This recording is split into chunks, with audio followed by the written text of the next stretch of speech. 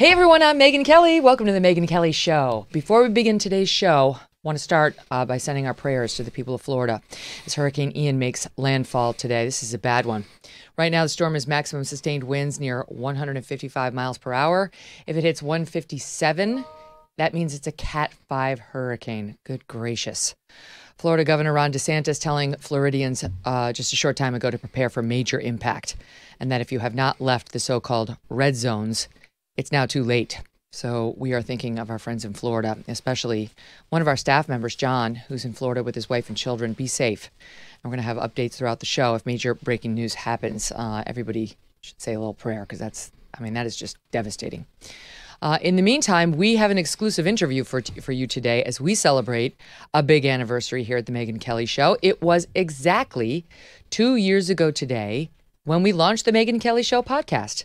One of our first guests was Ben Shapiro, and he will be with us tomorrow for the full show.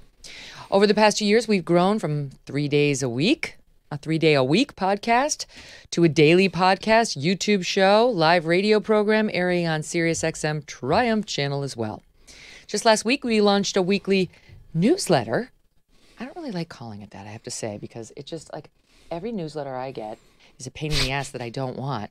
And this is like a fun little update on the news with links to cool segments that you may have missed that I think you're really going to enjoy. Well, I have a gal who's running this. Her name is Meg Storm, which is an amazing name. Meg Storm. I wish it was my name. Anyway, Meg tells me that it's crazy number of like opens on the newsletter. Everybody who gets it is opening it. And that's great. That means they're enjoying it. Then you can see they click around. And so I think you'll like it. You can find it at megynkelly.com. Okay, you go there, you sign up, and I'm going to send you an email on Fridays. And much more in store for you there as we continue to expand. All this is thanks to you, our listeners and viewers. We cannot thank you enough. And now we want to turn to our big interview. I've been waiting for this, and I've been really looking forward to it so very much. Scientology. It is the secretive religion of choice among several well-known celebrities, including Tom Cruise and John Travolta, among others. Now, a former high-ranking member of the church is shining a light on what it's like to grow up as a Scientologist and the dangers of leaving it behind. I've interviewed quite a few former Scientologists over the years, but none of them as high-ranking as Mike Rinder, and he was one of my favorite interviews ever when I hosted the Kelly File on Fox News. For decades, Mike was a member of the church's secretive Sea Org, which is comprised of the church's most dedicated members. If there's anyone the church does not want speaking, it's Mike. In his new book, out today, called A Billion Years, My Escape from a Life in the Highest Ranks of Scientology, he details it all, including incredible stories about Tom Cruise, Nicole Kidman, John Travolta, and what happened the one time he tried to lure Michael Jackson into the church. The book is already making a ton of headlines, and this is Mike's very first interview about it. Samantha from Arcadia, California is raving about Genucel's transformative results. She says, I love Genucel plant stem cell therapy. I've used it all over my face, under my eyes, and it cleared up the dry flakiness and even reduced my forehead lines. Someone even asked if I had work done. Nope, just Genucel, thanks. Genucel has sold over 1 million products to women and men across this country. Fine lines, forehead wrinkles, dark spots, sagging jawline, even those annoying bags and puffiness, gone without risky procedures. And with its immediate effects product, there are guaranteed results in as little as 12 hours, or you get your money back. See the difference for yourself with over 60% off their most popular packages at Genucel.com. But it gets better. Go to Genucel.com/MK60 right now, and they will include the brand new Genucel Hyaluronic Acid Serum as a free gift. Powerful moisturizing effects to brighten your complexion and further reduce the appearance of visible signs of aging. Plus, all orders will get free express shipping. Visit Genucel.com/MK60. That's GENUCEL.com/MK60. Mike Rinder, thanks so much for being here today. Oh, it's lovely to be back with you, Megyn. Really lovely. Oh, I can't believe we're together in the SiriusXM studios in New York, and I guess this is a good thing for you on a couple of fronts because you got out of Florida. Yeah. Unfortunately, I had to leave my family behind, so that's not such a good thing. But I'm pretty sure they'll be okay. The path of the hurricane moved south, so that was a relief to me because I'm stuck in New York and they're left home, and I feel a little guilty about that, frankly. That's scary. When you live in Florida for a while, though, you know how to board up your home. You know how to read the signs. Like all Floridians, they're the experts when it comes to dealing with hurricanes. That's very true. That's very true. Of course, you got a lot of transplants down there right now from New York who are not experts. Yeah, so. and they're not expert drivers either. It depends. If they're from New York City, they're fine. Yeah, that's exactly right. That's exactly right. So anyway, it's great to see you again, and I meant that sincerely. That time you came on Fox when Going Clear aired was one of my favorite exchanges because it was so eye-opening. Because unlike a lot of these people who come out and talk about organizations they've left, you really were at the top echelons of Scientology. And it was extraordinary to hear you talk. We only had 7 minutes and 7 minutes last time. Now we've got extended time. So I'm really looking forward to our talk. Well, I hope you don't exhaust me. The odds are high. Okay, but we've got coffee, we've got Abby, so we should be fine. So let's start with how you first got into it, because I didn't even realize you could kind of be born into it or be accepted into it when you're just in the single digits. Yeah. Well, my parents originally got involved in Scientology in Australia in the late 50s. Hubbard had actually been to Australia and was doing lectures there, and it turned out our next-door neighbor had gone to one of his lectures and then came home and told my parents about this wonderful new thing, and they started getting involved. And so by the age of 6, I was beginning to be raised in what you would call a Scientology family, in that the system or the belief system that the family was raised in was based on the works of L. Ron Hubbard. You, as a Scientologist, quickly learn that L. Ron Hubbard is sort of the gospel. Mm-hmm. What L. Ron Hubbard says about things is how you are supposed to deal with them or address them, or in fact, one of the phrases that gets used often in Scientology is "do what Ron says," and that was something I heard a lot when I was a kid. What would Ron do? Do what Ron says. Because Hubbard was exceedingly prolific. He wrote about and lectured about every topic that you could possibly imagine, and therefore, in the minds of Scientologists, he has the answers to everything that you could possibly imagine, or any circumstance that might come up, because the words of Hubbard are not to be questioned. They are not to be wondered about. They are just to be read, understood, and then do whatever it is that he says. Mm-hmm. And that was the life that I grew up in. It's the life of any Scientology child who is raised by Scientology parents. And it's sort of the defining element of your life is to learn and understand and apply what L. Ron Hubbard says about how you're supposed to live. You can see that just even as an outsider when you see some of those leaked Scientology videos where there's the one famous one where Tom Cruise is up there on the front on the stage, and it's to LRH. And it almost looks like a Hitler-esque, not to compare it to Hitler, but, they sort of do the arm up to LRH. And my husband and I joke about this sometimes when we were at this one club where they really revere the guy who started it, and there's statues of him everywhere and there are pictures of him everywhere, and I'm like, this has got the LRH Scientology feel to it. But he was like a god, and remains like a godlike figure within Scientology. Certainly, although he went to great pains to say, "Oh, I'm just a man, and I'm not a god, and you shouldn't just accept everything that I say." But those are really the PR statements to make it sort of more palatable to the world that this isn't a guy who believes he's, God. But when you are a dedicated Scientologist, you get to see the sort of innermost thoughts and writings of Hubbard where he basically says, I am the only one. I am the only one who has solved the problems of mankind. And that's not a piece of hyperbole. That is like him saying, I have solved the problems of mankind and every person on this planet and every person in this universe. I have discovered, and I am the first person in all the eons of history to have discovered the answers to how to attain spiritual enlightenment and freedom and happiness and everything that you can possibly imagine. So while there are these sort of protestations that he's not a god, he is. Yeah, and not only that, but you have a whole family and friend and societal structure around you reinforcing that. So, of course, you grow up believing it and revering him. All right, so that happens from an early age. And the thing about Scientology, and I realize, like, your book and your experience with Scientology does not reflect well on Scientology.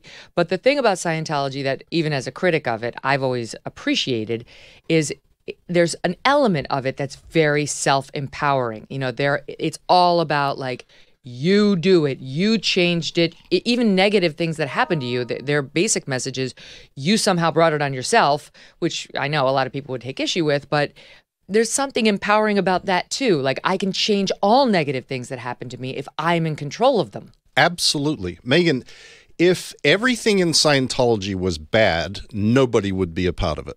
If there wasn't something that was attractive about it and elements of it that are attractive or even usable or workable, then it wouldn't exist. And just as you say, part of what is so enticing about Scientology is it convinces you that you can change things both for yourself and in the world and for your friends and family and other people. And, you know, I often say, look, there's some really rotten, creepy people at the top of Scientology. But the run-of-the-mill Scientologists are generally very nice, very good people who are involved in Scientology because they believe it can help them, but probably even more motivating to many of them is they think that they can help other people with it. And that is something that is preached in Scientology, that you're able to help the world, and they believe that they are. Well, the other piece of it that I like, before we get to the pieces we don't, is when somebody's a negative force in your life, they're gone. Like, it's hardcore, and it's drastically hardcore, but there's something appealing about that. You know, in a day and age where we talk about toxic personalities and so on, we can be a little too forgiving, and it can take some of us a little too long to say, you know what, bye, I'm over you. I'm cutting this person out because this person is not a force for good in my life. Scientologists do not suffer from that problem. No. And probably the worst thing about that is, that practice is called disconnection in Scientology. And when you have an individual that has a toxic personality in their life, there is absolutely nothing wrong with them distancing themselves from that toxic personality. That's I promote this book that I read when I left by a professor at Harvard called Martha Stout, called The Sociopath Next Door. A wonderful book, by the way. Sounds good. And she says, if you are interacting with a sociopath, there's really nothing that you can do other than get away from them. Yeah. The problem in Scientology is that is used as a weapon. It is used as a tool. It is used as a way of keeping people from influencing someone in Scientology in any way that Scientology believes is negative. So, for example, if you had a Scientologist working in the office next door to you, and that Scientologist was, a very, very devout Scientologist, and you went in and started saying, well, look, you should be doing that. Do you know this? Do you know that? The Scientology organization would then insist that that person cut all contact with you. They would force that disconnection to occur.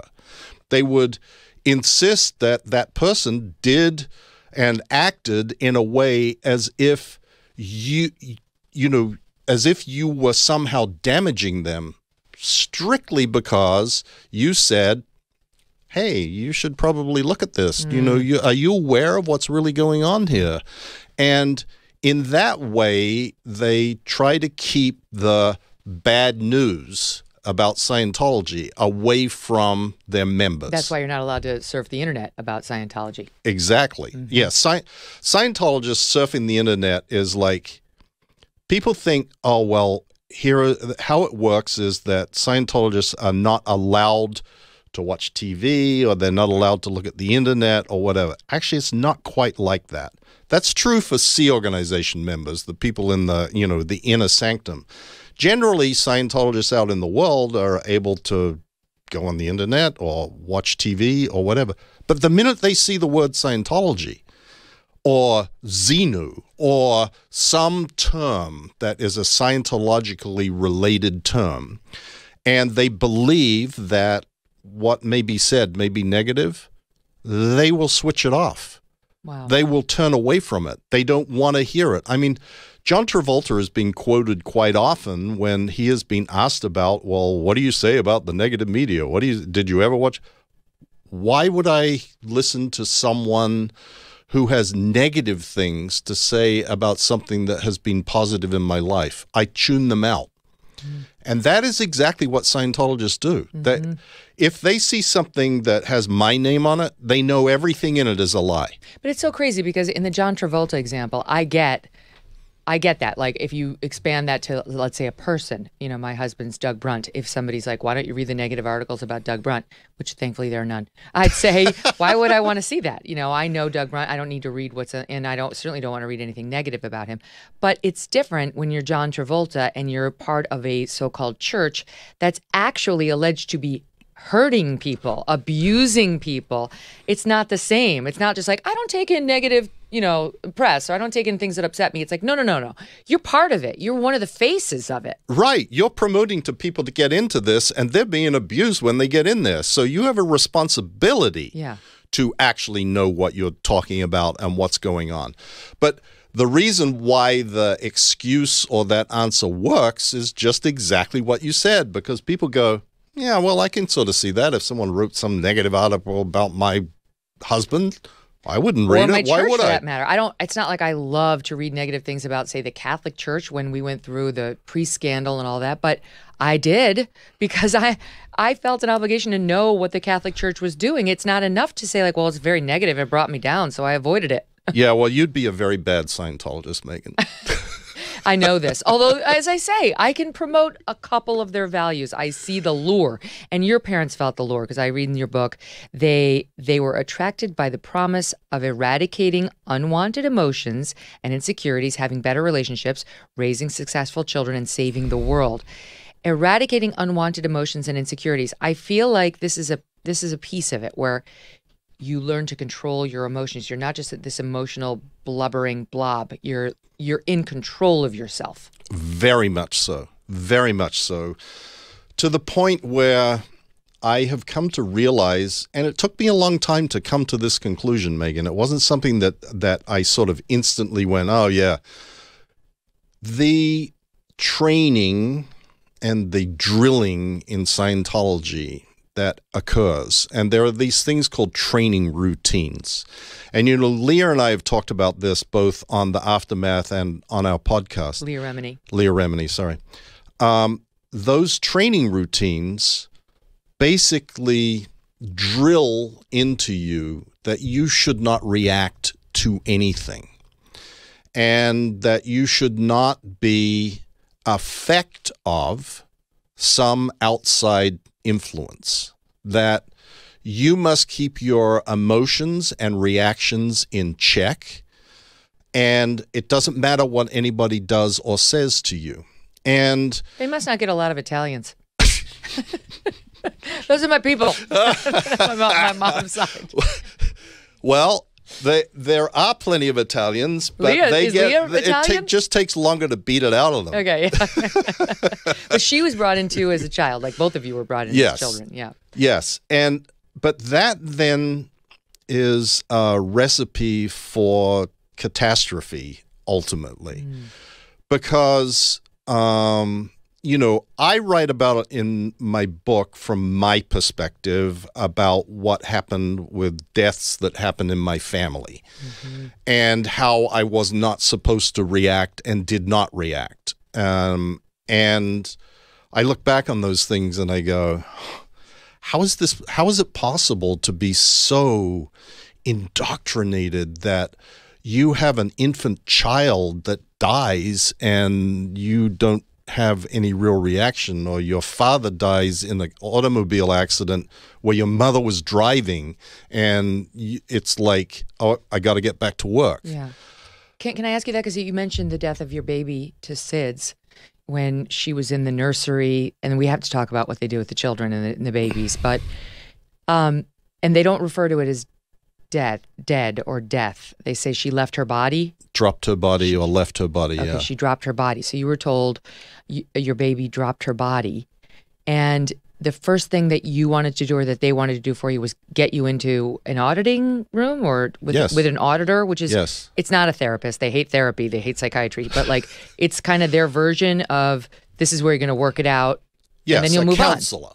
Okay. They if the sort of non-nasty way of saying it would be a counselor. How would it go, Mike? Walk me through something like, would it be sort of like a therapist? Like, how do you feel? Yes, very much so. But with the addition of this thing in Scientology called the E-meter. And the E-meter is this device that is sort of akin to a lie detector. Scientology hates it when you say that, but actually Hubbard said it a couple of times that, it's more sophisticated than a lie detector.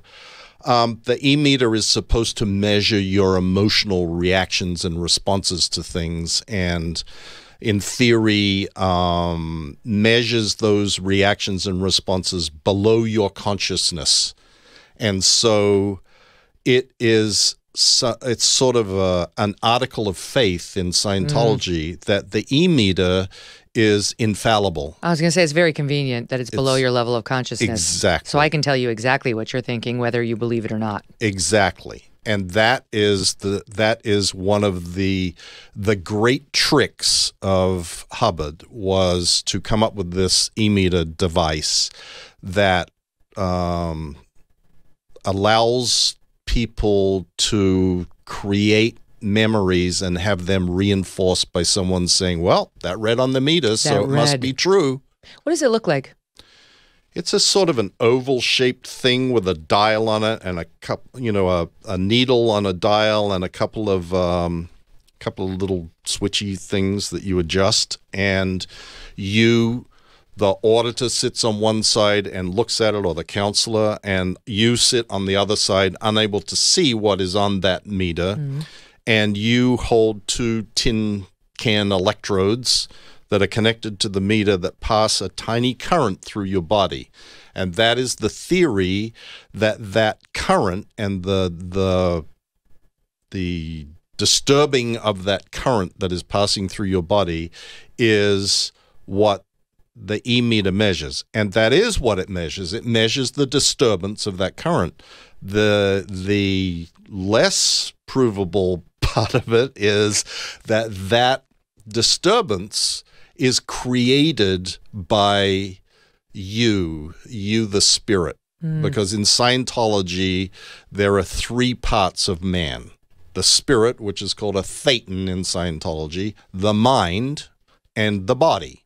And the spirit is seen as senior to the mind and the body, and controlling the mind and the body, and the spirit reacts and causes the body to have a physical reaction, which then the auditor reads on the E-meter. That's why they say he dropped his body, because he is the spirit, or she is the spirit, not the body. That's exactly right. And you are believed to have lived for many lifetimes before and will go on to many lifetimes in the future.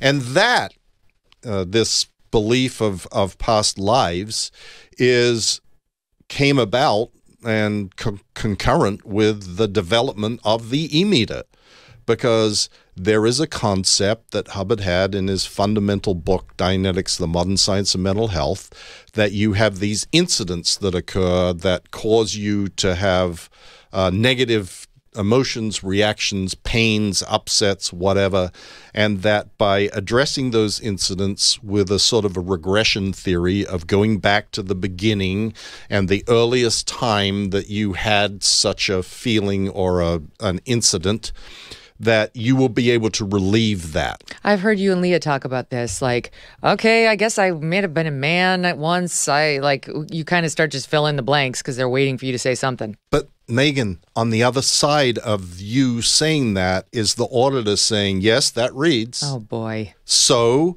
you get this, well, I guess that must be true. Yeah. And that is a very, very powerful tool that is used to convince people that Scientology really works. Well, could it work? I mean, you put it to the test, losing a baby, because I was thinking maybe there's a placebo effect, even if it's not real. If you think it's real, it could be. So did it help at all? Did it help in that kind of circumstance? It helped, quote unquote, in the fact that I was able to go back to work right away. Wow. I don't think that it really helped me. I don't think that it made me a more fulfilled person in some fashion. You don't think it was really helping you process grief? No. Oh. No, I don't. At the time, I would have said yes. At the time, I would have said, isn't it miraculous that a Scientologist can overcome something like that so quickly and not be grief-stricken and incapacitated? But I'm not so sure that being grief-stricken and incapacitated isn't appropriate. Yeah. You know what I mean? It's totally. like, so I'm not sure that I have a really, really good answer to that. Yeah. That's a great question. Nobody's ever asked me that question before, and I have to sit and think about it a bit and go, was there anything good about that? All right, you've got 2 minutes to do that because I'm going to squeeze in a commercial break. Okay. And I do want to talk about, I did not know until your book about what happens when you have a baby and you're a Scientologist. What happens? And Mike lays that all bare, and that's where I'm going to pick it up after this quick break. But first, we're going to bring you a memorable moment from our first 2 years of the Megyn Kelly Show, as we have been doing all week. For this one, we're going way back into our archives, and probably, the first tense moment on the show. It's from little bitty episode 9, just 9, back in October 2020. We had just launched from my interview with Dallas Mavericks owner and Shark Tank co-host Mark Cuban about the NBA and China. Listen. Why would the NBA take $500 million plus from a country that is engaging in ethnic cleansing? So basically you're saying that nobody should do business with China ever. Why don't you just answer my question? No, Megyn, I'm just trying to get to the root of it. So why would the NBA do that? You are the one who said. Because they are a customer. They are a customer of ours. And guess what, Megyn? I'm okay with doing business with China. I wish I could solve all the world's problems, Megyn. I'm sure you do too. But we can't. And so we have to pick our battles. And while you'd like to get proclamations so you can create a clip that says, look what I got Mark to say, you don't want to deal with the actual action item. You might think silence is violence, but action gets change, right? When I start to talk about your action. Good times. Have you ever had a friend who is naturally talented at things? They just pick up a sport, a hobby, or a thing, and they immediately become amazing at it. They make it look easy.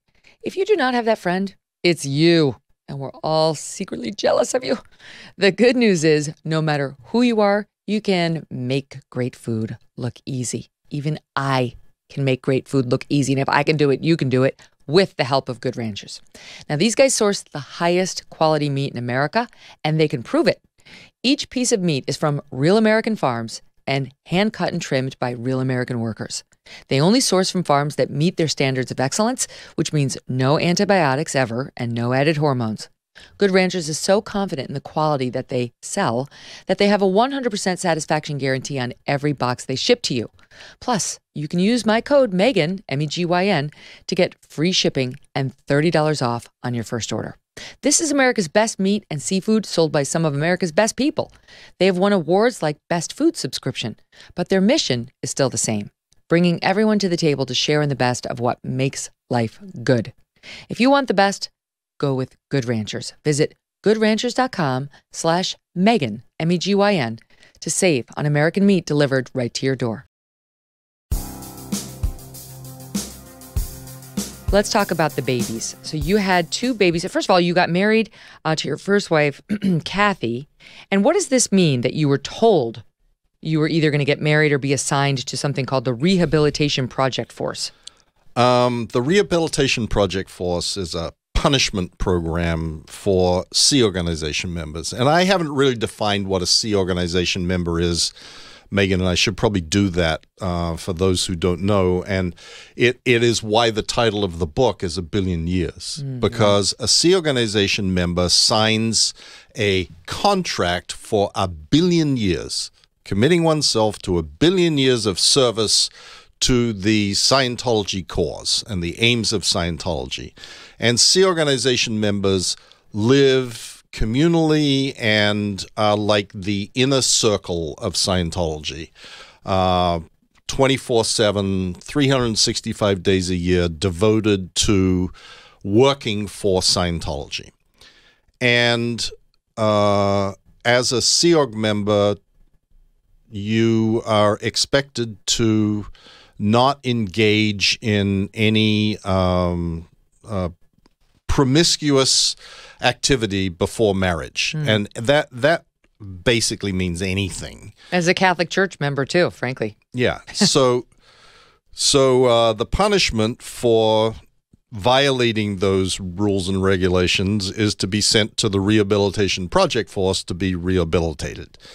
And Kathy and I had engaged in promiscuous behavior, sexual relations prior to marriage, and so therefore were threatened. You have either to decide to get married or go to the RPF. What would that be? Like in prison for some months, or what? Yeah, basically, you like the RPF is you are segregated from the rest of the people in Scientology, and you are not allowed to talk to anybody else. Only speak if addressed. For how long? I mean, originally it was like about 6 months. Some people have been there for 10 years. Oh my God. So you better really like the woman that you fool around with. Yeah. Exactly. Well, so you chose to get married. Yes. You had 2 children, Taryn in 78, a daughter, and Benjamin in 83, a son. And what did you guys, because Kathy was in Sea Org too, your first wife? Okay. Yes, You're both high up in Scientology. And what did you do with the babies? They got turned over to what was called the nursery. And the nursery was a few motel rooms in the back of an old motel in Clearwater that had been converted into a sort of a daycare center. But a daycare center for infants, not for toddlers, for infants. And there were some women who were there who were Sea Org members who had absolutely no training whatsoever, and they were expected to look after those babies from when they were dropped off by their parents at 8:30 in the morning until they got picked up at 11:30 at night. Wow. And that was, just the way it was. Children were raised by they call them nannies, the nannies in the nursery. And then, when they grew old enough, they started being indoctrinated into Scientology and went to sort of makeshift school and kindergarten where they learned Scientology, and they had very little interaction with their parents. Was that, I know in your book you write about how you were so determined, like when you sign up for Sea Org, it's very clear that's first. Scientology's first, family's a distant second. Was that true for Kathy too? Maybe I'm just being a sexist pig, but I'm like, No. what kind of a mother would be okay with? Every mother in the Sea Org was okay with that. Wow. Otherwise, you were not in the Sea Org. Look, it's very difficult if you have not been involved in something like this to understand how fundamentalist you can become in the way you view the world and how your priorities are set and what is important to you. And things that you take for granted, and I take for granted today as someone that's not in the Sea Org anymore, the moments that you spend with your children or your family or your friends, they take no part in the life of a Sea Org member. You're not going on vacation to Disney. No way. That is a level of dedication and commitment to something that is beyond, making any sense of. You just can't make sense out of it. But then again, I can't make sense out of someone who straps a bomb on themselves and goes and blows up a bus in Tel Aviv or flies a plane into the World Trade Center. And I am not saying that Scientologists have that sort of level of violence, not in any way, shape, or form. That is not the Scientology view of things. But the mindset that you can convince someone that doing something that is self-destructive in many ways, believing that it is self-salvation is pretty amazing. You can get people to do a lot of crazy stuff if you can get them to believe that the result of doing the crazy stuff is going to be something good. You came by your affinity, honestly, because your parents introduced you to it. But one thing we skipped over was you actually knew L. Ron Hubbard. Like, you studied under him, you joined Sea Org under him, you signed the billionaire contract when you were 17, which, by the way, would be make it unenforceable as a matter of law, under L. Ron Hubbard. So when you think about your own experience in the church, like, do you have fond memories of him? I know we talked about his writings and all that, but do you think he was a genius? Do you think how do you remember him? I remember him, and realize, Megyn, that my answer today would be different than it was 5 years ago, which was very different than it was 10 years ago or whatever. I remember him as being someone who was a masterful storyteller. I mean, he was an incredibly engaging personality. He was a larger-than-life figure. He wasn't a field mouse or a quiet, he's not a Keith Raniere type. He was weird. Yeah, he was like big and bold and loud and had a story for everything. I mean, literally. And I came to realize that his storytelling, which is what he did for his entire life before he started Dianetics and Scientology, was really what he used to create Dianetics and Scientology and to popularize it and to convince people to follow him, because his storytelling was really pretty cool. Yeah, and it must have been. And I sat with him as he's ready to go to bed, and he's telling stories about the most outrageous things that seem so true and so believable.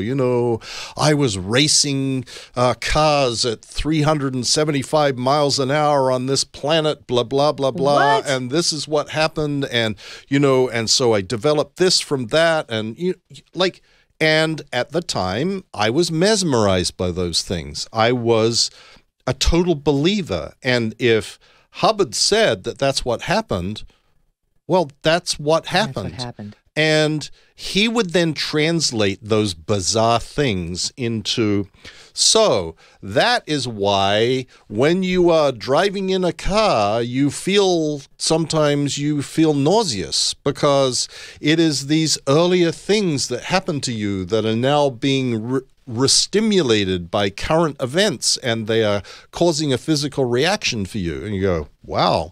Someone is actually explaining to me why I get car sick. Mm-hmm. And especially if you've been raised in the Church of Scientology, you're primed to believe everything he says. That's why I know you begin the book with a letter to your children saying, I'll just quote from you. You say, let me start with this. I'm truly sorry for placing you in a world where your future was preordained. It's difficult and painful to contemplate that I brought you into a life where from your earliest years you were denied any meaningful free will. If I'd known then what I know now, I would never have let that happen. And so you're saying everything you're going to believe and everything you're going to do, from your marriage to your job to the way you think about the world, is preordained by this so-called church. Absolutely, 100%. And particularly for children raised in Scientology, and then even more particularly for children raised in the Sea Organization. I mean, they were destined to be good Sea Organization members and good, dedicated Scientologists, and they remain that to this day. Why is the celebrity quotient so high? Like Leah, she was raised in Scientology. So was Lisa Marie Presley. I didn't realize, I knew she was part of the church. I didn't realize it's because Priscilla was a member of the church and raised Lisa Marie in the church. What's the thing with celebrity? Well, the thing with celebrity is that Hubbard early on realized that celebrities have enormous influence on how society views things. You know, celebrities go out and endorse something or say something's good, and there's a whole bunch of people that go, oh, well, if it's good enough for Tom Cruise, it's probably something I should check out. You know, I want to make $1 billion too, so let me at it. Hubbard then took that to sort of extreme levels of creating particular Scientology organizations devoted to only servicing celebrities. They're called the Celebrity Centers. And the appeal... Like you can't get in if you're not a celebrity? Like if you're a member of Gen Pop, but you're still a Scientologist, would they turn you away? They would send you to another organization. Oh, my God. Wow. Yeah. Harsh. Yeah, rough. It's really rough. But the appeal that Scientology offers to celebrities, and let me just preface this, Megyn, by saying there hasn't been any new big celebrities who have joined Scientology in the last 10 years. That's right. Just none. There has been one who has emerged, but she was raised a Scientologist too. Who? Elizabeth Moss. Oh, yes, right. And she is Tale. Born and raised Scientologist. Other than that, there hasn't been anybody. But the appeal that Scientology pushes to celebrities is we can help you communicate well to other people, and we can help you control and express your emotions. And for artists, that's what their business is. That's what their livelihood is.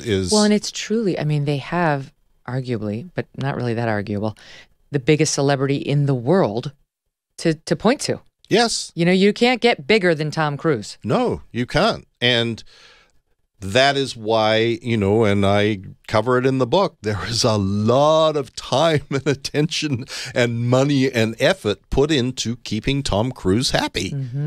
And, you know, David Miscavige believes that Tom Cruise is the greatest asset that Scientology has. He's right. And he treats him that way. Yes, he's totally right. Of course he is. How did he get lured in, Tom Cruise? From his first wife, Mimi. She was raised a Scientologist. Mimi Rogers. Mimi Rogers, yeah. Oh, she was raised. My God, it's so many of these people raised Scientologists. Yep. But he really went full, I mean, hook, line, and sinker. I don't know if there's a greater devotee than Tom Cruise. No, I don't think that there ever has been. I don't think there ever will be. I don't think that he will ever be as vocally shilling for Scientology as he was, some years ago. He seems to have restrained. I guess the studios probably finally convinced him that it wasn't good for his box office to be pushing Scientology. I talk in the book about there was an effort to get rid of Pat Kingsley, his publicist, because back in the day when I was still around, Pat Kingsley was telling Tom, look, the studios aren't paying you to go out there and promote Scientology on your press junkets. They're paying you to go promote the books. So stop the movies. So stop it. And that caused some friction. And David Miscavige was determined that Pat Kingsley needs to be disconnected from, because just like the example I was giving you earlier, she was a negative influence on Tom speaking out and promoting Scientology. So he had to disconnect from her. So he just got in Tom's ear and just said, she's terrible, she's terrible, she's terrible. And before you knew it, Tom fired her. How do you, if you're David Miscavige, how do you make that happen? Probably, I wasn't there for those conversations, Megyn, but I would assume that in the mindset that Tom had at that time, that he probably came to David Miscavige and said, Pat's telling me that I can't do this, and Pat's telling me that I can't do that. What should I do? Next thing you know, Tom's auditor is reading an emotion that's right below the surface that says, you hate Pat. Pat's bad. And suddenly, Pat's gone. And tell us who she was replaced by. Tom's sister, Leanne. Who's also devout Scientologist. Very much. And also not prepared for that job. Yeah. And that's by design too, right? Because it's really David Miscavige then who's calling the shots. Correct. And I know you also write Tom's sisters are way more afraid of Miscavige than they are of Tom Cruise, and they will definitely do what Miscavige tells them before they will what Tom tells them. Well, anybody in Scientology is that way. David Miscavige has become the quasi L. Ron Hubbard, and has spent a lot of time getting to that position. But these days, David Miscavige, the words and looks and scorn and approval of David Miscavige is the most important thing to any Scientologist. And so if Miscavige snaps his fingers and says, I want X, then the Scientologist will go, you get X. Even if you're Tom Cruise's sister, supposed to be advising him on what's best for him, that doesn't trump it. That doesn't trump your adherences to the church, your loyalty is. Megyn, you said it earlier. It's always Scientology first, and everything comes second, whether that be family, whether that be your personal well-being, no matter what it is, it's always Scientology first. And, there is a lot of doctrine in Scientology that lays out how this logically works. And I think I explain it somewhere. There's this concept called the 8 dynamics in Scientology, the urges towards survival. And those 8 dynamics, you make decisions based on what is the greatest good for the greatest number of dynamics. But one of those dynamics is Scientology. Right. So these circumstances around these principles would actually play into Tom Cruise's divorce from Mimi Rogers, his divorce from Nicole Kidman, and his divorce from Katie Holmes, writes Mike in the book. We'll get into all that a little bit later. But up next, we're going to talk about what happened to Mike. Why did he leave the church? And what was done to him once he did. This is the wackiest part of this whole story. And don't forget, folks, that Megyn Kelly Show live on SiriusXM Triumph Channel every day, weekday at noon East, channel 111. Full video show when you subscribe to our YouTube channel, youtube.com/Megyn Kelly, and the audio podcast, any place you can get your podcasts for free. On Charge is a holistic wellness brand with a huge range of evidence-based products to optimize your life in every way. Founded on science and inspired by nature, all Bond Charge products adopt ancestral ways of living in our modern-day world. From blue light glasses to red light therapy to EMF management and circadian-friendly lighting, Bond Charge products help you naturally address the issues of our modern-day way of life effortlessly. Now, their glasses come in non-prescription, prescription, and in reading options. Bond Charge also has other amazing products like low blue light bulbs, red light therapy devices, EMF 5G protection, and 100% blackout sleep masks, all backed by science. They can ship worldwide in rapid time. And most importantly, they have easy returns and exchanges. Go to bondcharge.com/MK and use that coupon code MK to save 20% off your order. That's BONCHARGE.com/MK and use coupon code MK to save 20%. Scientology wrote you a little love letter, Mike. They wrote you a love letter. I can't imagine what it says, Megyn. Remember when you came on the Kelly file and it was like, we had like 14 calls and different statements from it. It was like, for the love of God. And finally I said, do you guys want to come on? Just come on and say it. And no, we don't want to do that. No. So here's what they say, for the record. Mike Rinder is not just a liar, but an inveterate liar who seeks to profit from his dishonesty. He's admitted under oath to lying and wrote of how he lies about lying. His self-aggrandizing memoir, in quotes, is little more than a compendium of discredited claims, gross exaggerations, and provable lies. There was no due diligence of the book, and it was not fact-checked by Simon & Schuster or anyone else. For 15 years, Rinder has distorted and manipulated his truth for anyone willing to pay him. His version of events has repeatedly been rejected by the courts, with one court recently finding Rinder's testimony, quote, is filled with unsupported assumptions, foundational deficiencies, irrelevant matters, improper opinions, and arguments, end quote. And then finally, the book excludes Rinder's admitted gross malfeasance and dishonesty in the church that caused him to be stripped of authority and ultimately expelled. He excludes his cold, callous treatment of his family, particularly his children, including discarding them with no notice after more than 30 years. Okay, so that's what they think of you. I don't think you're getting back together.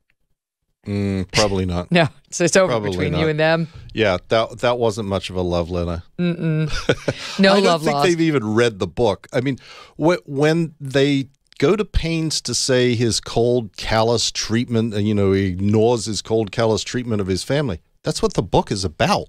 Well, not only that, you would, according to your book, you would love to be in touch with your family. They disassociated from you when you left the church. Right.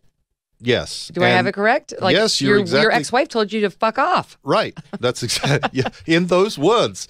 She was your wife at the time. Right. But I go to some lengths to describe the regret and the pain of how my children were raised, and that I was not a good father. Yeah. I'm not hiding that. I'm sort of, I don't make myself look very good. Yeah. It's not like I'm trying to make myself out as father of the year. I mean, I would like that for my son today to be considered father of the year. Because you have a 10-year-old now with your new wife. Right. But I would not in any way, shape, or form say that I was a good parent in the Sea Org. And I don't believe any Sea Org member can possibly be a good parent. And in fact, Scientology no longer allows Sea Org members to have children. Well, that's what I wanted to ask you about, because this is something I hadn't heard of, that for a time there, you say they were forcing abortions on female members of Sea Org? Yes, because it was decided that children were a distraction and that they the cost benefit analysis of children in the Sea Org was not good. Why not just send them to the so-called nursery? Well, because you have to pay for people to look after them in the nursery. I mean, parents would get distracted because there would be a problem with their child, and then it would take them off their job to go deal with their child, and that is not acceptable in the Sea Org. So for some period of time after the law was implemented that no more children in the Sea Org were allowed to be born in the Sea Org, if a woman got pregnant, they were coerced into having an abortion, Sea Org members.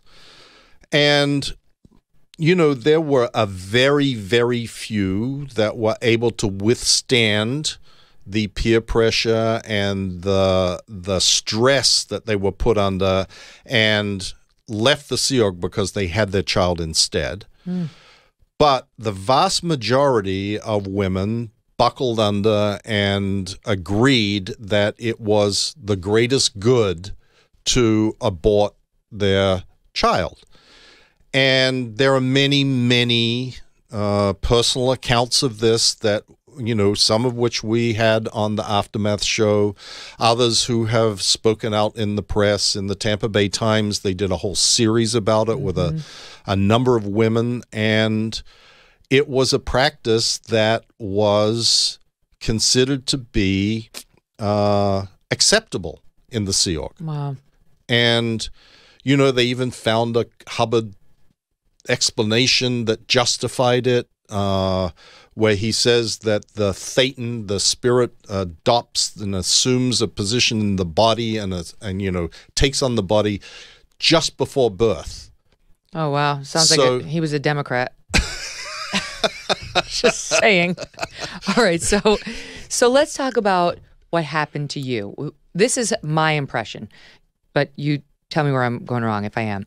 It seems like David Miscavige, who took over as leader after L. Ron Hubbard died, didn't like you. He had it in for you for some reason. He just kept targeting you.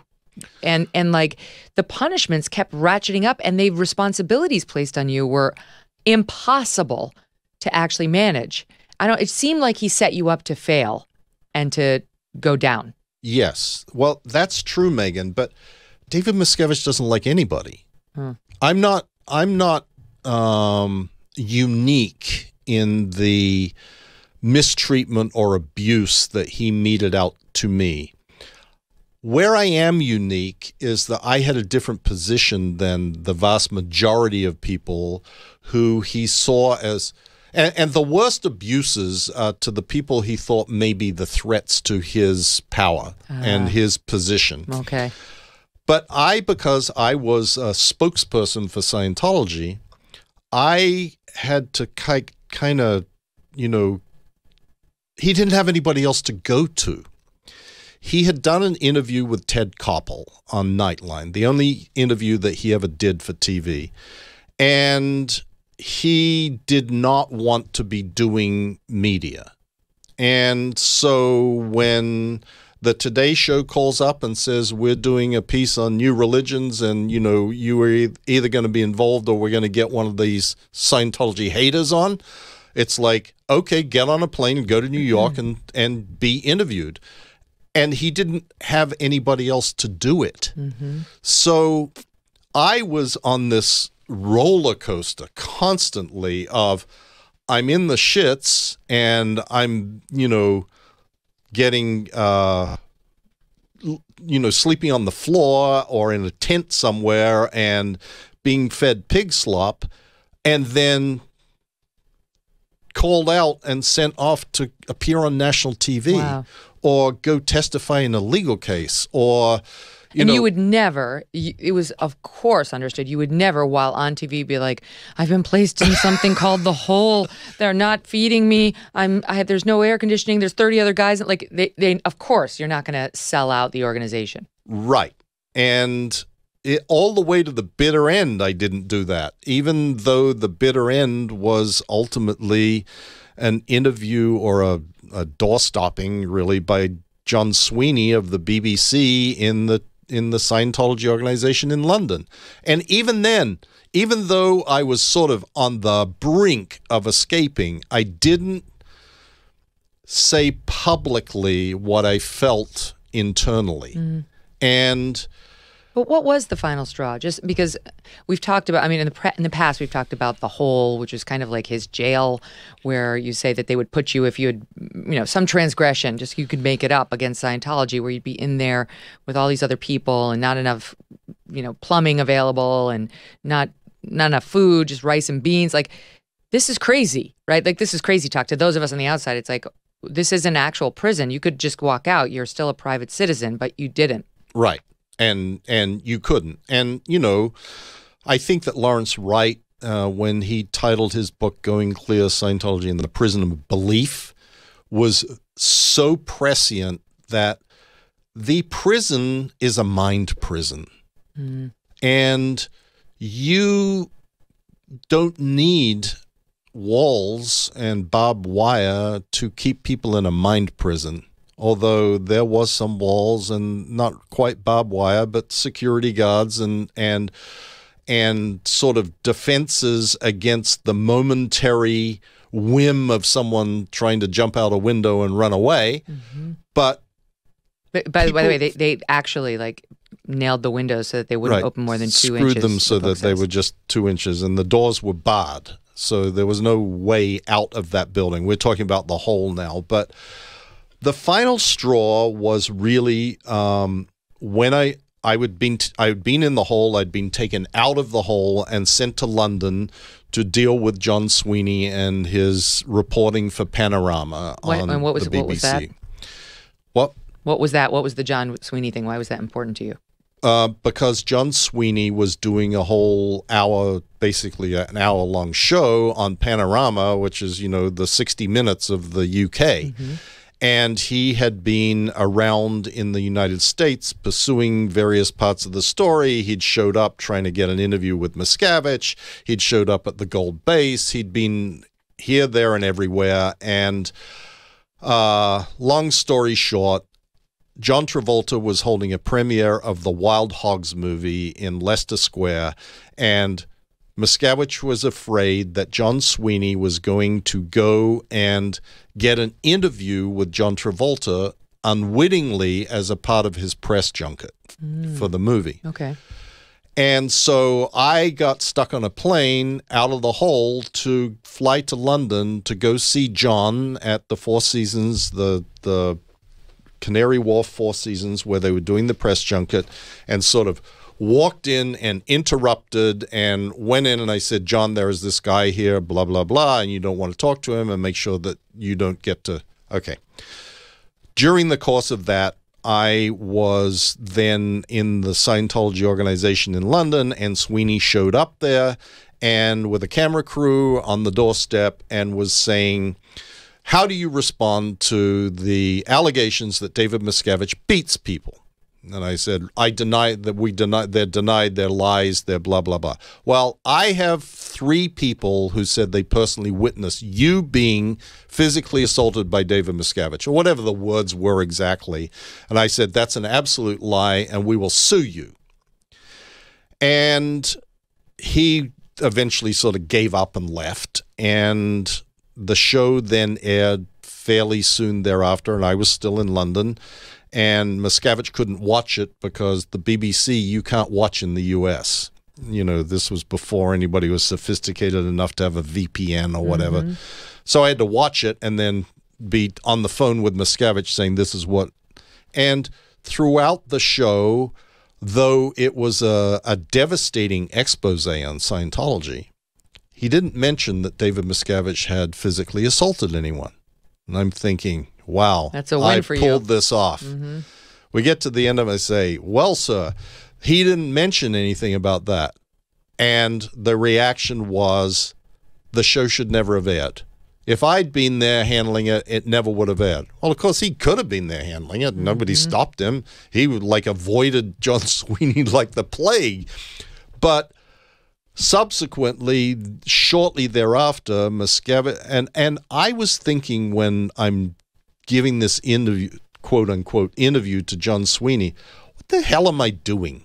Like, I'm here now protecting this guy who's physically assaulting me, and this isn't really why I joined Scientology. So for the record, it was true that he had physically assaulted you. It was absolutely true. Yeah. Many, many, many times. And shortly thereafter, Miscavige sent a missive to one of the people in the United Kingdom and CC'd me on it. And I actually quote it in the book, and it says, he's being sent to the furthermost reaches of Western Australia. He's never coming back to the U.S. I'll give him 10 quid or something, and if he can't make it, he can always sell his body on the street. And I read that, and I went, okay, The only reason I have stayed as long as I have stayed is because of my children and wife. Apparently, that has been taken out of my hands. You knew leaving Scientology means leaving them. Like they will not have a further relationship with you. Correct. I hoped that once I was out, I may be able to get them to come and at least listen or hear me out. That was sort of a very slim hope, but I did have that hope. But I realized, okay, this is the end. There is nothing worse than the life I am living, and I am no longer accomplishing what I thought I was joining the Sea Organization for, so I got to get out of here. When I read your goodbye note, I couldn't believe the notes in it, like the tone. You were definitely beating yourself up. You were putting it on yourself. You sounded sad. You sounded hopeless. Here's part of it. This is June 9, 2007. You write, as I sat in my temporary office in the library in the ground floor of a home in St. Hill, I pulled out my laptop and typed a goodbye note. There is no future for me at this point. I am forever tainted by my past, and it doesn't go away. I have thought very hard about this and have not slept for most of the night for the last 2 days. It's been going on for years, and I see no end in sight. I thought that I had come out of it by getting somewhere with the BBC handling, and while it wasn't perfect, I did everything I knew how to turn around the disaster. But then things became impossible again, and I don't know how to deal with it anymore. I have introverted and introspected on why I am like I am, and what else I have done, and my evil purposes until I cannot take it anymore. At this point, I do not think it is a resolvable situation. I've been on a roller coaster since 2003 that I cannot get off of, and I cannot go on playing this game anymore. I don't want to leave my family, but I think I'm hurting them more by being around. And it goes on from there. It's so sad to me, Mike. You were so low, and you had put it all on yourself. And it kind of, it goes full circle back to how we started. There are downsides to the message that you control everything. You don't control the BBC. David Miscavige could not have stopped that piece from airing, nor could you. And so it can really F you up. You know, taken to its extreme, that kind of belief that's drilled into you, and I can hear it. This is a different sounding man than the one sitting across from me today. Yes, and I'm sort of glad that you read that, Megyn, though I feel emotional when you read it. Like, it still has impact on me that somehow I failed. Somehow I failed to stick it out, or failed to accomplish what I had set out to accomplish. And it is very, very true that one of the absolutely most corrosive concepts in Scientology is that you are responsible for your own condition. That no matter what happens to you, no matter how bad things are, that it is you that caused it to be that way. What would they say about, a child who's the victim of a molester? They would say that that child had probably molested someone in a previous life. Oh, wow. It's that extreme. It is an unshakable, unchangeable law in Scientology that for something bad to happen to you, you must have done something similar that was bad to someone else in the past. And this is such a device to control people. If you just think about it, this works every direction except toward Scientology or David Miscavige. Right, good point. Like, if they're getting bad press, they don't look and go, what did we do that caused this to happen? They go, oh, that fucker over there is lying about us. That's right. And then Mike failed to stop it. Right. Yeah. And so but for the individual Scientologist, this is a motivating factor that drives everything that they do. All right. So for you to get past it was huge. You got out. You basically made a run for it one day, called an old friend who had also left, and got some TLC. And before you know it, you're out. The wife tells you to F off. The children don't want anything to do with you. And this is where things get crazy. But you are not the only one. There are many now ex-Scientologists who have very similar stories to this. Right. You write in the book, stalked you, basically. They tailed you. They had PIs on you. We have videotape that you took of PIs that they hired stealing your garbage. Let's see that clip. Hold on a second. It's it's video 3. We'll show it here. You guys can check it out on YouTube to the listening audience later.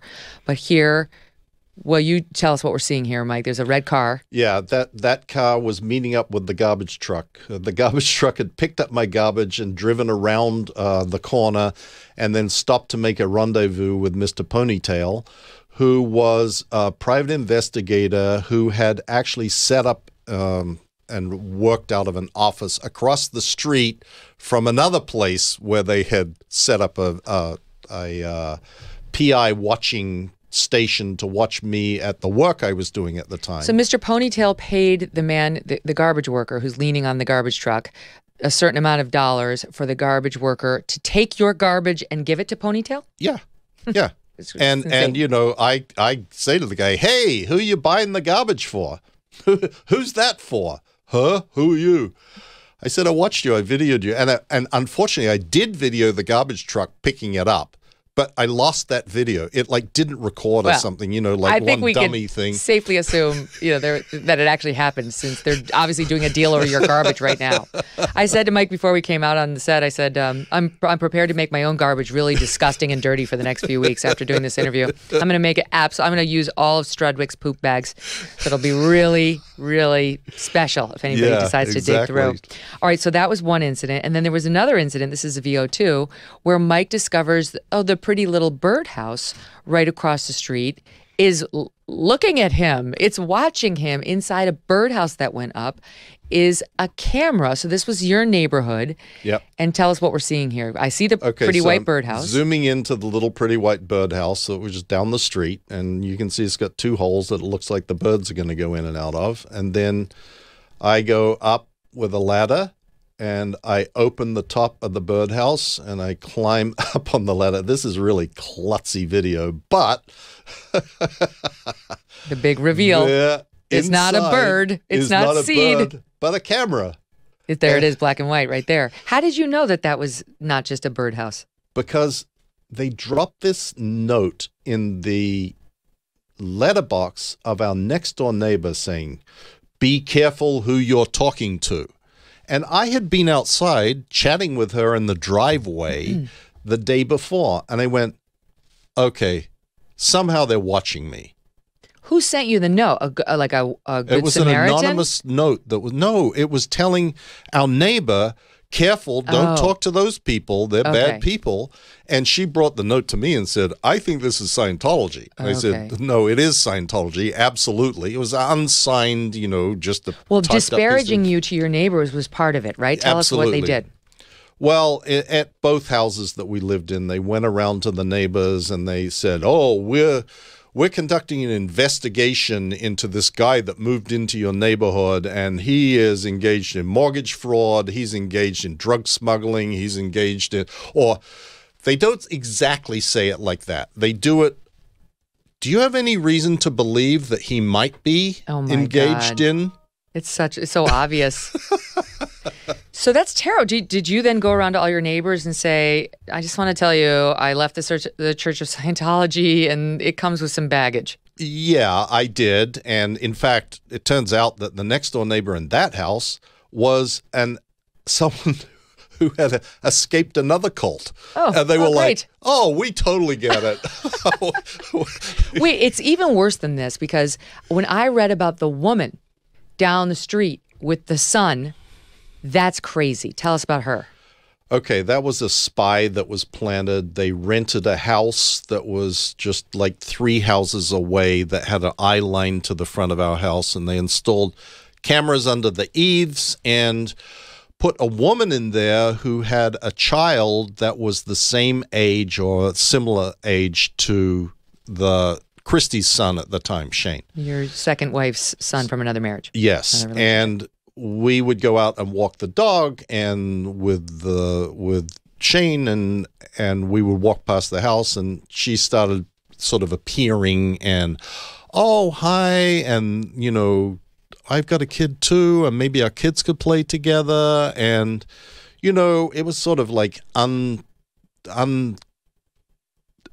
not abnormal, and had been very carefully set up that way. But what happened was we moved, and she had given us this whole sob story about how she'd had a car accident, and she, you know, her uncle was paying the rent for the house, and it was a house that he owned, and he lived in New York, and she was blah, blah, blah, blah, blah, like this whole elaborate story.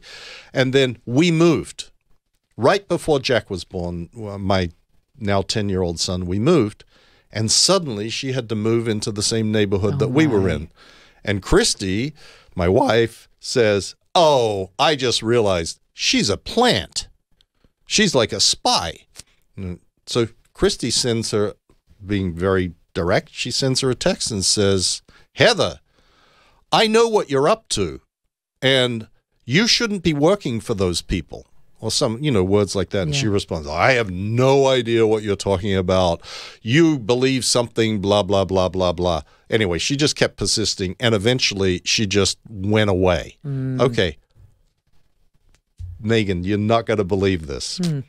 This woman was actually one of two women who were there. The other one we actually interviewed on the Aftermath show.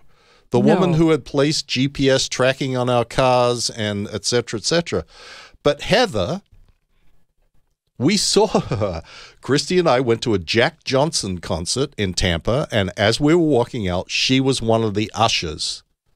And I said, oh, my God, that's Heather.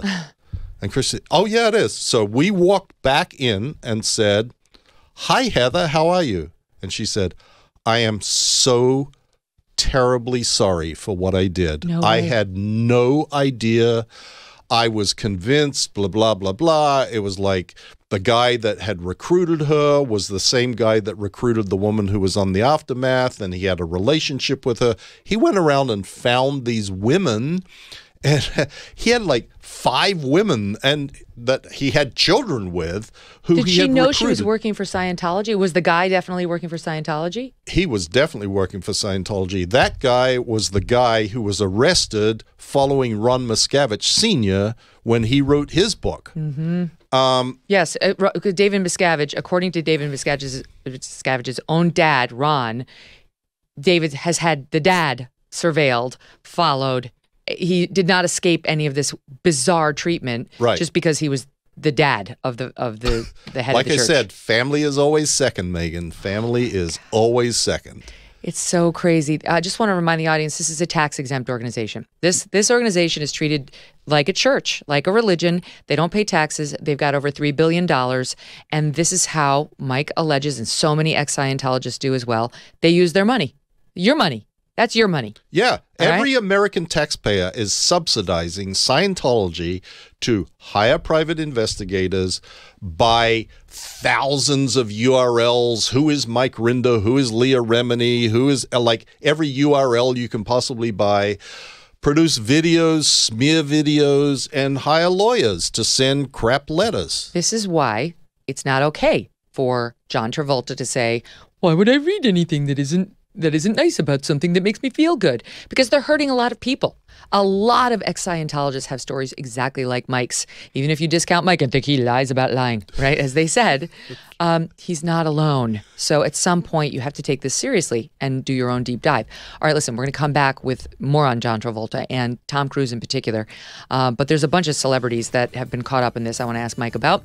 And speaking of celebrities, as we celebrate our first 2 years of the show, here's Sharon Osbourne from my exclusive interview with her after she was pushed out of The Talk from episode 179 in October of last year. Listen.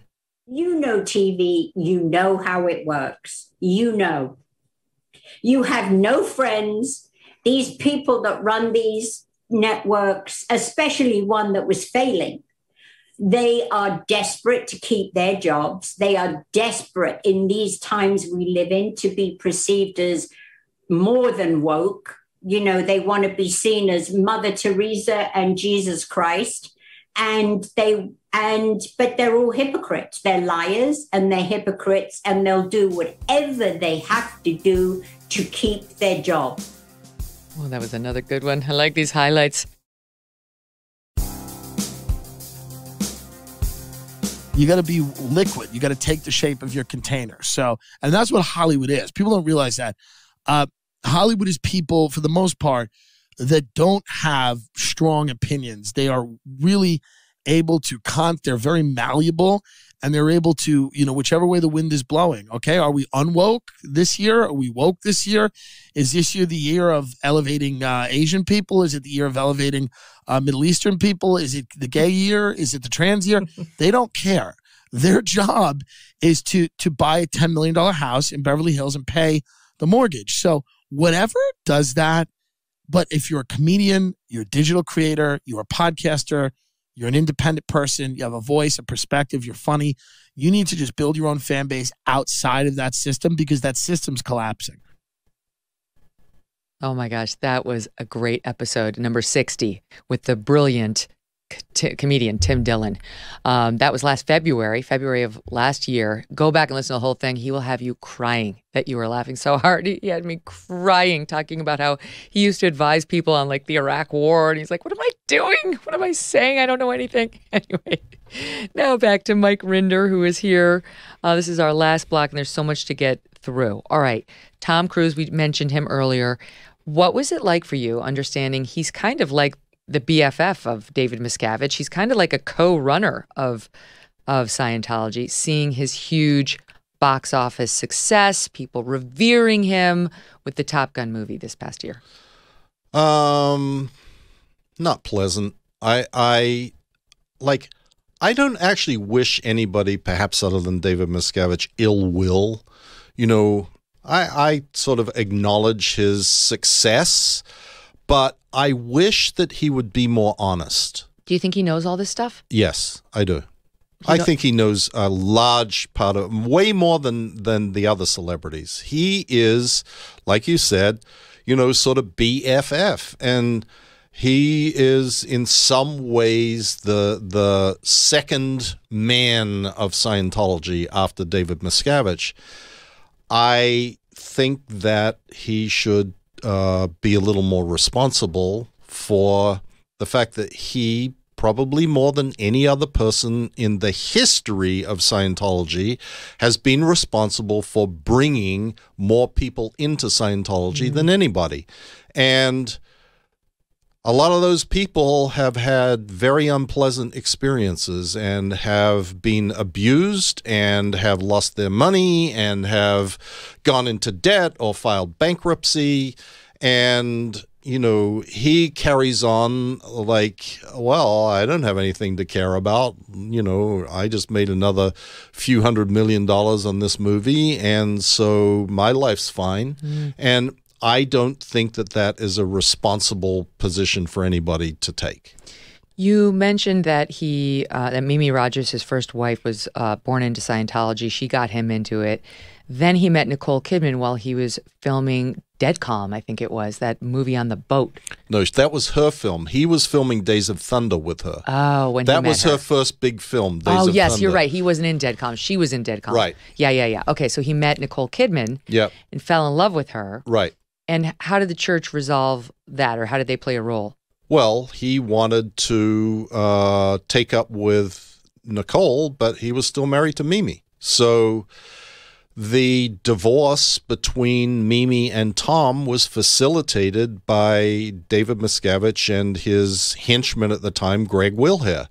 And he basically, I wasn't there for the conversations that happened. I just see the results, and I am pretty sure that Mimi was convinced that bringing Tom and Nicole and being able to bring Nicole into the Scientology fold as an up-and-coming superstar was the greatest good and that, you know, her marriage to Tom was less important than the achievement of the overall aims of Scientology. That's crazy, but okay. But what about, was Nicole Kidman actually a member of Scientology? Well, not at the time when she got in, but she very quickly was indoctrinated into Scientology and brought to the international headquarters in Riverside, where the hole was in California, and quickly progressed up the steps of the Scientology bridge. Those would be steps you'd have to pay for as a civilian, but Nicole, I'm sure, was fast-tracked. Yeah, very fast-tracked. And he would not have married her if she were not willing to become a Scientologist. Correct. Okay. Correct. And you know, no good Scientologist would marry someone who was not a Scientologist, and that relationship would not last. So they adopted 2 children, Isabella and Connor. And I'll never forget their divorce, because just before their divorce, it was in the papers that they had renewed their vows. It was their 10-year wedding anniversary, and they had done a vow renewal. And she had said something to him, you know, like, you're the most important person to me. And he said the same to her. And like a week later, he filed for divorce. And there was only one statement reportedly where he said something like, she knows why. I can't remember exactly how it went down. Yeah. Did that have to do with Scientology? Honestly, I don't know, Megyn. But what I do know is that there was always a fear that Nicole would be influenced by her dad. And her dad is a psychiatrist. And to Scientologists, psychiatry is the devil. I mean, literally, the incarnate evil of planet Earth is psychiatry. And had she not been Nicole Kidman, with a father who was a psychiatrist, she would not have been allowed to be involved in Scientology. They would have told him, you can't marry her? Like, yes. I mean, if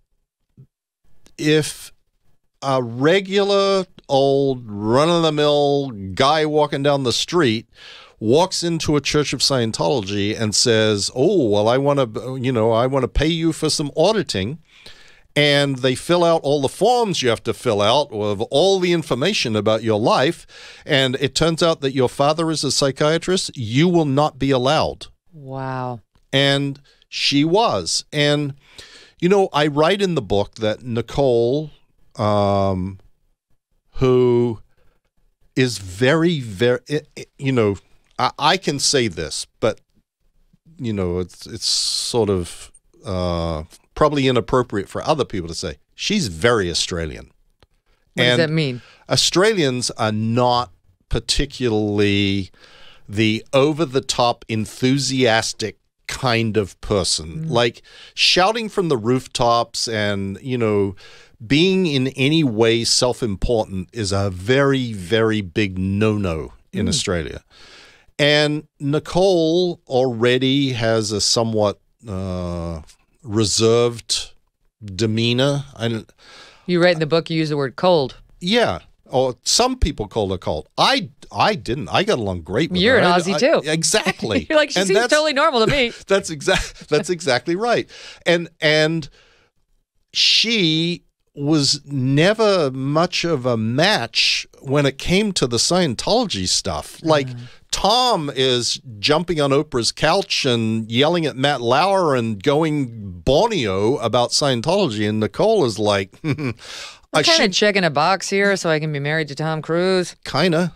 Wait, speaking of which, because that clip of Tom Cruise with Matt Lauer talking about putting children on medicine like Ritalin came up in the context of them discussing Brooke Shields and her postpartum depression. And she said openly that she had resorted to using some meds that very much helped her. And he was very critical of Brooke Shields doing that and of meds in general, psychiatric medications. Here's the clip. It went around the world. Here we are today where I talk out against drugs and psychiatric abuses of electric shocking people, okay, against their will, of drugging children with them not knowing the effects of these drugs. Do you know what Adderall is? Do you know Ritalin? If antidepressants work for Brooke Shields, why isn't that okay? I disagree with it. And I think that there's a higher and better quality of life. Do you examine the possibility that these things do work for some people. That yes, there are abuses. And yes, maybe they've gone too far in certain areas. Maybe there are too many kids on Ritalin. Maybe electric shock. Too many kids on Ritalin. Matt. I'm just saying, but aren't there examples where it works? Matt, you don't even, you're glib. You don't even know what Ritalin is. You're here on the Today Show. Right. And to talk about it in a way of saying, well, isn't it okay, and being reasonable about it when you don't know, and I do. I think that you should be a little bit more responsible in knowing what it is, because you communicate to people. Having read your book, that is quintessential Scientology. Absolutely. Right? That little bit tells you everything you need to know about the mindset of a Scientologist. I know better, and you don't. That's exactly right. And it doesn't matter what evidence there is. It doesn't matter what anybody else has to say about their experience. Tom Cruise is saying, I know, you don't. Brooke doesn't know that she was being helped by whatever it was that she was getting. Right, she doesn't know. She doesn't know. And, that is the definition of a cult member. Mm. Honestly, it is There's sort a brainwashing of element. The defining thing is they are absolutely convinced that they're right, and that anybody that says they're not is either uninformed, ignorant, stupid, and has it glib. in for them, glib, whatever the disparaging term is. I will say this. His instincts about Matt Lauer were dead on. Well, he lucked into that one. He lucked into it. Okay. Now, wait a minute. Let's talk about, quickly, Katie Holmes. I just got to tell you something, Megyn, because it's such a funny story. You know that he tried to make up after that with Brooke, and did. Didn't he he invited her to his wedding? Brooke to his Katie? wedding with her husband, and the person who was the, quote, minister was Norman Starkey, who was, sort of an infamous Scientology Sea Org member who had been in the hole. Oh, God. He was in the hole with us. He was taken out of the hole to fly to Italy to perform the wedding ceremony at Tom and Katie's wedding. Got so drunk, he started hitting on Brooke Shields to the point where Brooke's husband complained to David Miscavige. Norman Starkey was sent on a plane back to the hole. Back to the hole and you go. We were blamed for what he did. You should have stopped him. You should have known from the hole. I can see it. I can see bad things with Brooke Shields. It's so nuts. All right. So Katie Holmes, who could forget Tom Cruise jumping on the Oprah couch? This is when he was not being controlled. It stopped from expressing his joy of Scientology, etc. He's jumping on the Oprah couch about Katie. You say in the book there were auditions to become his next girlfriend. So that means she must have auditioned. Katie Holmes? I assume so. Look, I was actually in the hole when this was going down. I was there for the start of the Tom Cruise interview for a girlfriend saga, which happened in Madrid, of all places. I was in Madrid for the opening of the new church there, and this new church had been built, and new Scientology building and blah blah blah, and it had started when Tom was going out with Penelope, and and trying to get Penelope's sister involved in Scientology and her family and blah blah blah blah blah. By the time the actual Scientology building was ready to be opened, and Tom Cruise flew there to speak at that, he had broken up, or Penelope had broken Cruz up with him. Out of it, yeah. Yeah. However, so I'm standing talking to Tom and, whatever entourage, and Miscavige hadn't showed up yet, and Leanne was there, and Leanne, his sister, and he says to me, "Can you believe Leanne can't find me a girlfriend?" And I'm like, no, I cannot believe that. A, I can't believe it. B, I can't believe you're asking me. And C, what am I supposed to do about it? At that point, David Miscavige walked into the room and said, "Oh, what are you guys talking about?" And Tom repeats the same thing to him. Okay. Very shortly thereafter, I was in the hole. And I never really saw what happened subsequently. But I do know that one of the people who was selected, and again, this comes from Maureen Orth, did an amazing story in Vanity Fair about the relationship of Tom and Katie, and talked about how Nazanin Boniadi had been selected to be his girlfriend and the process that was gone through. My goodness. And Naz is a very good friend of mine. And this story she can't talk about because she is bound by an NDA that she was forced to sign before starting a relationship with him. But note to self, if asked to audition for the role of girlfriend and to sign an NDA prior to meeting the would-be bachelor, run in the opposite direction. Now, I want to tell the audience two things. There's more on John Travolta, which is fascinating, and there's a great story about Michael Jackson being toured through the L. Ron Hubbard Life Exhibition with Lisa Marie. And to hear those stories, you've got to buy Mike's book. You've got it, and those are worth it alone. But in the time we have left, you got to give us the 30,000-foot picture, because these are salacious stories and they're very interesting. And of course, I should reiterate, Scientology denies all of this. I'm sure Tom Cruise does too. Why should people be thinking?